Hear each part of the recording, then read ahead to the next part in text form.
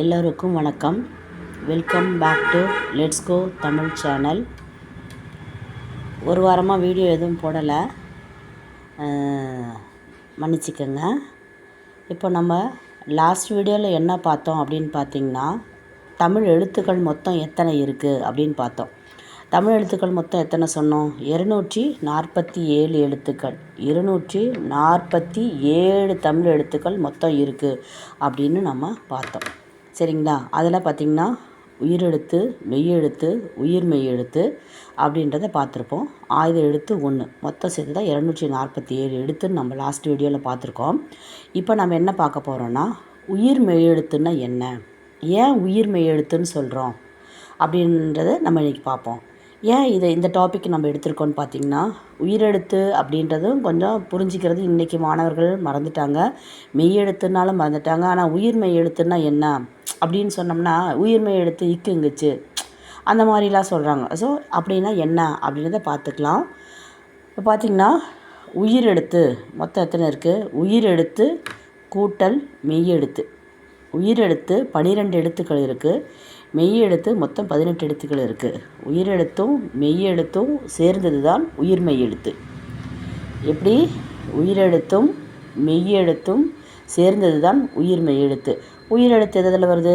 ஆ முதல் ஔ வரை நம்ம ஏற்கனவே பார்த்துருக்கோம் இல்லையா? அ, ஆ, இ, ஈ, உ, ஊ, ஏ, ஐ, ஓ, ஓ, ஔ. அக்கு சொல்லலாமா? சொல்லக்கூடாது, ஏன்னா அக்கு ஆயுத எழுத்து. சரிங்களா? அப்போது ஆ முதல் ஔ வரை உள்ள எழுத்துக்கள் 12 எழுத்துக்களோ, அத்தனை 12 எழுத்துக்களும் உயிரெழுத்துக்கள்னு சொல்கிறோம். அதே மாதிரி மெய்யெழுத்துன்னா என்னென்னா, இக்கு முதல் இன் வரை. இக்கு, இங்கு, இச்சு, இஞ்சு, இட்டு, இன்னு, இத்து, இந்து, இப்பு, இம்ம, ஈ, இரு, இல்லு, இவ்வு, இல்லு, இல்லு, இரு, என்னு அப்படின்னு சொன்னோம் இல்லையா? அப்போது இந்த 18 எழுத்துக்களும் தான் என்ன எழுத்துக்கள் சொல்கிறோம்? மெய்யெழுத்துக்கள்னு சொல்கிறோம். அப்போது கா முதல் நௌ வரை உள்ள 216 எழுத்துக்களும் உயிர்மெய் எழுத்துக்கள்னு சொல்லுவோம். எப்படி வந்தது இது 216 எழுத்துக்கள் அப்படிங்கிறத இங்கே கீழே பார்ப்போம். ஏன் உயிர்மெய் எழுத்துக்கள்னு சொல்கிறோம் அப்படின்னு சொல்லி நம்மளுக்கு சந்தேகம் இருக்கும். உயிரெழுத்து மெய்யெழுத்திற்கு ஏன் சந்தேகம்? நம்ம முன்னே சொல்கிறோம் இல்லையா, இதையும் சேர்த்து போடும்போது தான் நமக்கு உயிர்மெய் எழுத்து கிடைக்குதுன்னு சொன்னோம். அது எப்படி அப்படின்னு பார்த்திங்கன்னா, இது என்ன எழுத்து? இக்கு அப்படிங்கிறது மெய்யெழுத்து, அ அப்படிங்கிறது உயிரெழுத்து. அப்போது இது மெய்யெழுத்து, இது உயிரெழுத்து. இக்கு கூட்டல் அ, க. சொல்லி பாருங்கள், இக்கு கூட்டல் அ, க வருதா? இதுதான் உயிர்மெய் எழுத்து. அப்போ இக்கு என்பது மெய்யெழுத்து கூட்டல் அதோட கூட சேர்த்தும்போது ஆவை சேர்த்தனோம்னா இக் அ, இக் அ, இக் அ, இக் அ, க அப்படி வருதுங்களா? அப்போது இது உயிர் மெய் எழுத்து. உயிர் மெய்யையும் உயிரையும் சேர்த்து கிடைக்கக்கூடியது தான் இந்த உயிர்மெய் எழுத்து. அதே மாதிரி சொல்லி பாருங்கள், இங்கு கூட்டல்ல ங, ங. இங்கு கூட்டல்ல ங, ங. இச்சு கூட்டல்ல ச, ச சொல்கிறோமா? இஞ்சு கூட்டல்ல ஞ, இஞ்சு கூட்டல ஞா. அப்படி இந்த 18 மெய்யெழுத்துக்கள் இருக்குது இல்லைங்களா? இக்கு முதல் இன் வரை உள்ள 18 எழுத்துக்களையும் இந்த ஆவோடையும் சேர்த்தும் போது பார்த்திங்கன்னா நா வரைக்கும் கிடைக்கும். க, ங, ச, ங, ட, ந, த, ந, ப, ம, ய, ர, ல, வ, ழ, ல, ர, ந அப்படின்ற இந்த 18 எழுத்துக்களும் நமக்கு கிடைக்கும். சரிங்களா? அதே மாதிரி எப்படி 216ன்னு பார்த்திங்கன்னா, இப்போ இக்குதுலேருந்து ஆ சொன்னோம்னா, அப்போ இக்கு 18 எழுத்துக்கள், மெய்யெழுத்து 18, அப்போ உயிரெழுத்துக்கள் 12 இருக்கு இல்லையா? அந்த 12 உயிர் எழுத்துக்களையும் இந்த மெய்யெழுத்துக்களோடு நம்ம சேர்த்து எழுதும்போது தான் 216 எழுத்துக்கள் கிடைக்கிது. இக்கு என்பது முதல் எழுத்து மெய்யெழுத்து, அவ் என்பது உயிரெழுத்தின் இறுதி எழுத்து இல்லையா?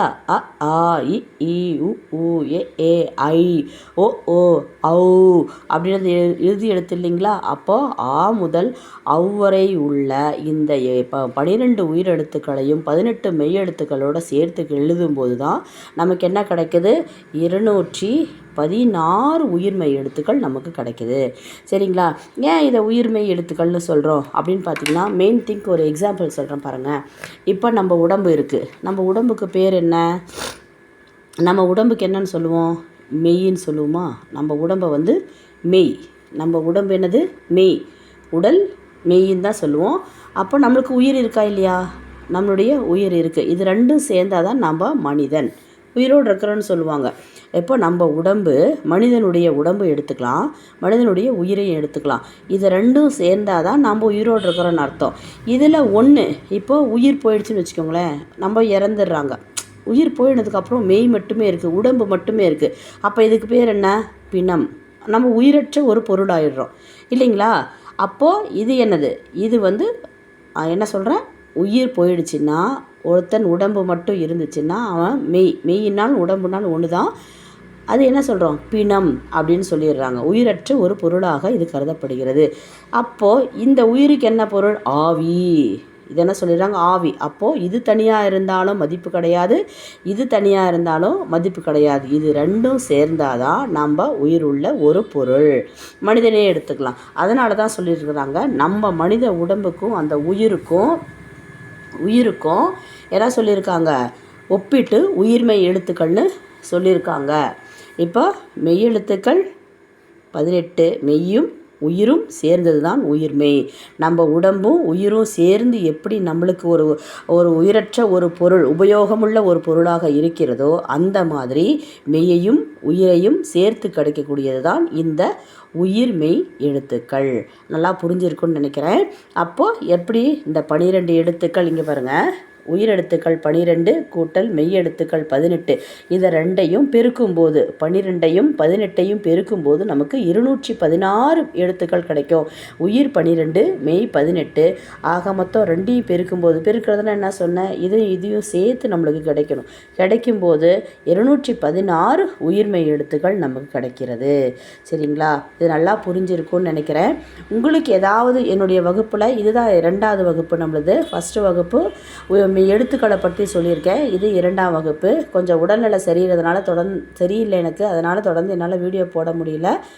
இனிமேல் கண்டினியூவாக போட்டுறேன் நான். உங்களுக்கு ஏதாவது டவுட் இருந்துச்சு, இல்லை எங்களுக்கு ஏதாவது இதை பற்றி சொல்லுங்கள், அதை பற்றி சொல்லுங்கள், உங்களுக்கு ஏதாவது டவுட்டு, ஏதாவது கிளியரன்ஸ் வேணும் அப்படின்னு சொன்னாலும் கமெண்டில் சொல்லுங்கள். கண்டிப்பாக டீட்டெயிலாக உங்களுக்காக நான் சொல்லுவேன். சரிங்களா? இப்போ அடுத்தது சார்பு எழுத்துக்கள்னால் என்ன? இப்போ உயிர்மெய் எழுத்துக்கள் ஓகே, அப்போ சார்பு எழுத்துன்னு ஒன்று இருக்குது அப்படின்னா என்ன அப்படிங்கிறத அடுத்த வகுப்பில் பார்க்கலாம். சரிங்களா? நன்றி. தொடர்ந்து எங்கள் சேனலுக்கு சப்போர்ட் பண்ணுங்கள், ஷேர் பண்ணுங்கள், எங்களுடைய சேனலை சப்ஸ்கிரைப் பண்ணுங்கள், ஷேர் பண்ணுங்கள், லைக் பண்ணுங்கள். மறக்காமல் லைக் பண்ணிவிட்டு கமெண்ட் பண்ணுங்கள். எல்லாருக்கும் நன்றி. அடுத்த வகுப்பில் சந்திக்கலாம்.